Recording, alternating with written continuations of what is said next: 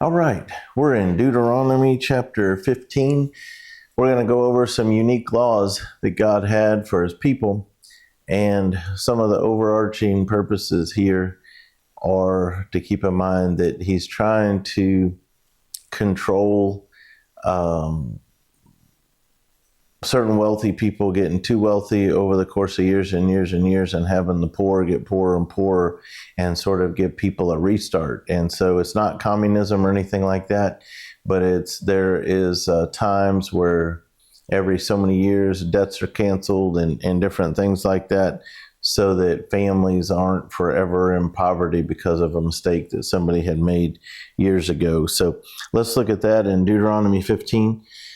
At the end of every 7 years, you shall grant a release of debts. And this is the form of release. Every creditor who has lent anything to his neighbor shall release it. He shall not require it of his neighbor or his brother, because it is called the Lord's release.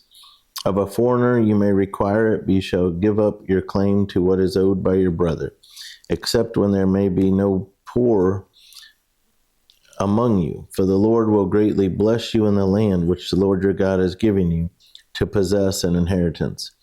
Only if you carefully obey the voice of the Lord your God, to observe with care all these commandments which I command you today. For the Lord your God will bless you, just as he promised you. You shall lend to many nations, but you shall not borrow. You shall reign over many nations, but they shall not reign over you. So you see what's happening there? He's giving them some solid financial principles. If we follow him, we will live within our means, wealth will be built, and we may lend to others to make interest, but we will not borrow from them, because, in the Bible, in Proverbs, tells us that the borrower is servant to the lender. And this is one of the things that even today, this many thousands of years later, it's a stereotype, but there's some truth to it, that a lot of Jewish people are wealthy, have built wealth for following this principle of lending at interest, but not borrowing themselves. And so there are that's a biblical principle, to not enslave yourself financially to another. So that's a good lesson for us to use today, not to live on borrowed money. If there is among you a poor man of your brethren within any of the gates in your land, which the Lord your God has given you, you shall not harden your heart, nor shut your hand from your poor brother, but you shall open your hand wide to him and willingly lend him sufficient for his need, whatever he needs. So going hand in hand with being financially responsible and being financially stable, lest greed set in and control and power, he's also commanding those that succeed and build some wealth to also have a heart of generosity and giving to help out their neighbor.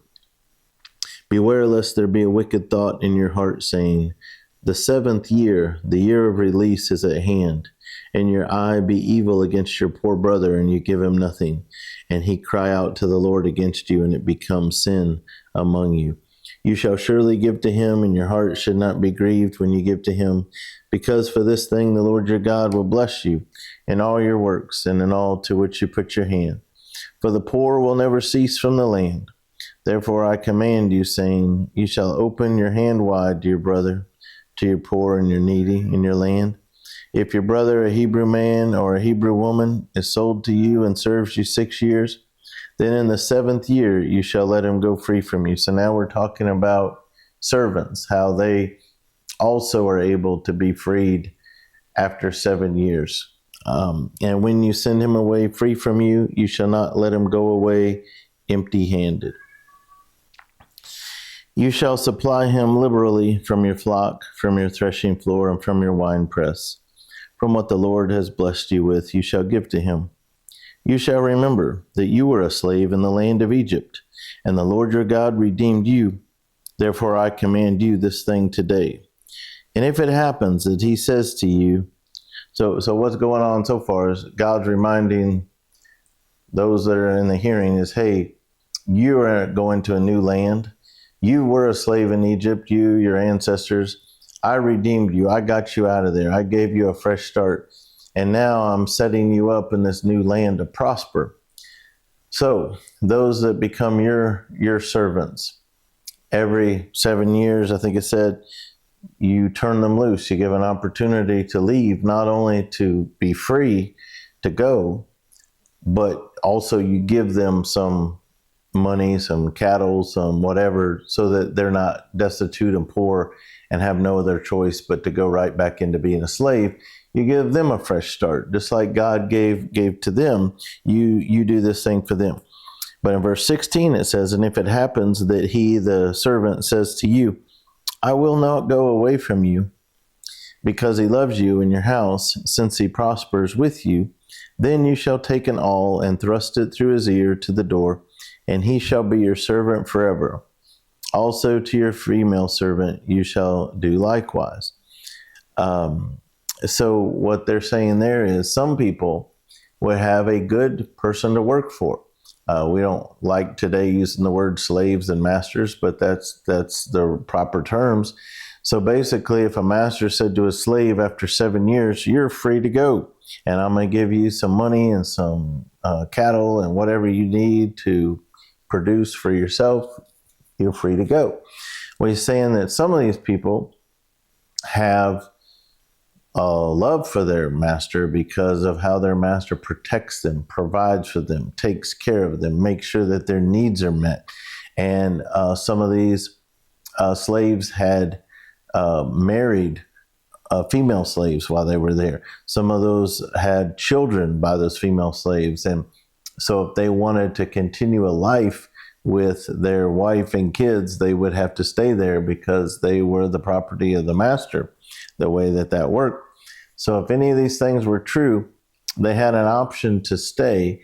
And so the thrusting of the awl in the ear was like a marking of, hey, this slave has voluntarily connected themselves with this master and a long-term commitment.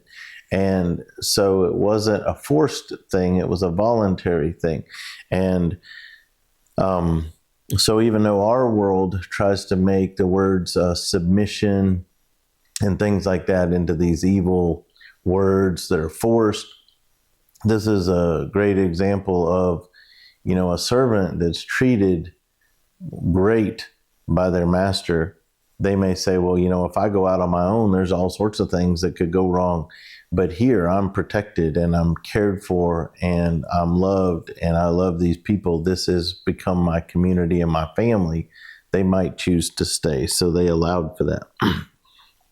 It shall not seem hard to you when you send him away free from you, for he has been worth a double hired servant in serving you 6 years. Now, what he means by that probably is he's worth double what a hired servant was because he produced equal to a hired servant, but you weren't paying the wages of a hired servant. All you had to do was provide what they needed to survive.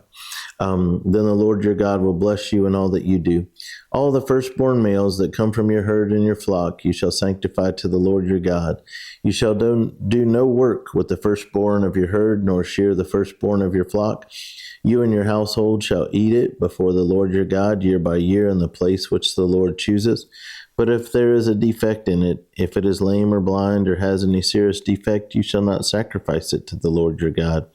You may eat it within your gates. The unclean and the clean person alike may eat it, as if it were a gazelle or a deer. Only you shall not eat its blood. You shall pour it on the ground like water. So that's just to reiterate, if we're giving a gift to God, it should be our first and our best, not our last and our worst. We want to give God our best because he's first.